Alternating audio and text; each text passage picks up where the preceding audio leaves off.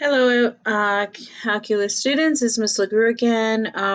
This is going to be video 2 from the slope fields graph example 1.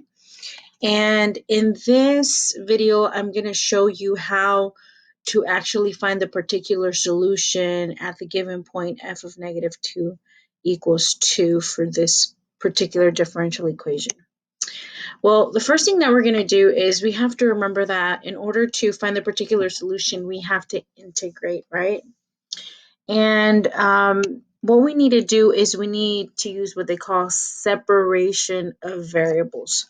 In this case, what that means is that we're going to move the dx to the right side and isolate the dy.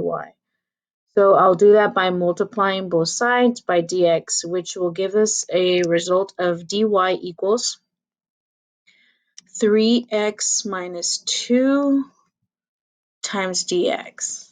Okay, now what I've done is I've actually separated my variables there. And the reason for that is that now I will be able to integrate both sides. Okay, so I'm going to go ahead and add the integration symbol to both sides. So dy equals, I'm going to integrate 3x minus 2 dx. Okay, so when we integrate the left side, the integral of dy is actually equal to y.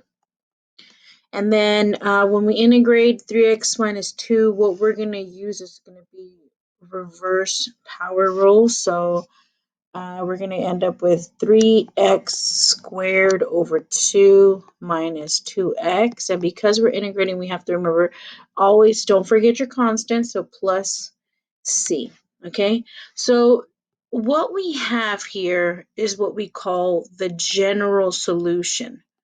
Okay, now this would be the solution for any possible constant c. Okay, because we are looking for what they're asking called the particular solution, that means that we're looking for the specific answer that will cross at this point or have that point as a part of its graph. Okay, so what that means is that we have to take that initial condition f of negative 2 equals 2 and substitute it back into the original equation. Okay, so we're going to plug in the 2 to the y. So we're going to have y equals 3 over 2, and then we're going to plug in negative 2 for the x squared. And we're also going to plug it in here after in the 2x. Okay, plus c. And what we're going to do is we're going to solve for c. So we'll simplify, and we're going to get 2 equals 3 times 4 over 2 plus 4 plus c. Okay, 3 times 4 is 12. When divided by 2 gives us 6. So we'll have 2 equals 6 plus 4 plus c. And if you add 6 plus 4, you get 10. So we'll get 2 equals 10 plus c. And so since we're isolating the c, that means that we have to subtract both sides by 10.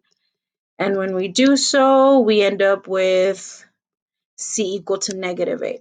So how is this going to affect our particular solution? So since we found that c equals 8, this value here is going to be substituted by that negative 8. So our equation for the particular solution will end up being y equals 3/2 x squared minus 2x minus 8. Okay, and this is the equation of what we call the particular solution. Okay, this is the actual equation of the graph that goes through the point f of negative 2 equals 2, or negative 2 comma 2. So how is that related to our slope field? So let's go back to that graph of that slope field. Here's the graph of that slope field, right? And if you were to graph it, it would go through the point negative 2, 2 here, and then it would have a y-intercept of negative 8, which means that it would go all the way down there and come back up. And it would be the graph of a parabola. And that is the graph and the equation for the particular solution for this graph. I hope that that helped.